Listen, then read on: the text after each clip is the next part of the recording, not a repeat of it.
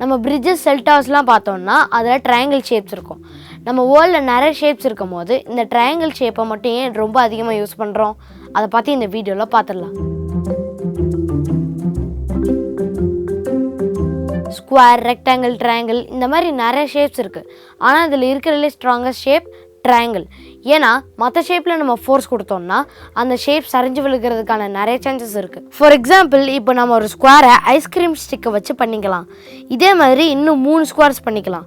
இப்போ பார்த்தீங்கன்னா அந்த 2 சைடுமே பேரலாக போகுது. இதை நம்ம பேரலல் லைன்ஸ்ன்னு சொல்லுவோம்.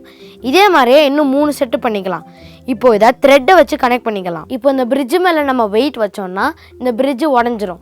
ஏன்னா ஸ்கொயர் அவ்வளோ ஸ்ட்ராங்கான ஷேப் கிடையாது. அதுவே இப்போ 3 ட்ரையாங்கிள் செட்டை வச்சு ஒரு பிரிட்ஜு பண்ணிக்கலாம்.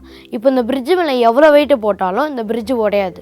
ஏன்னா ட்ரையாங்கிள் தான் இருக்கிறதுலே ஸ்ட்ராங்கஸ்ட் ஷேப். இந்த ட்ரையாங்கிள் ஷேப்பை பிரிட்ஜஸ், செல்ஃபோன் டவர்ஸில் மட்டும் இல்லாமல் pyramids, cycles and even flight ஸ்ட்ரக்சரில் கூட யூஸ் பண்ணியிருக்காங்க.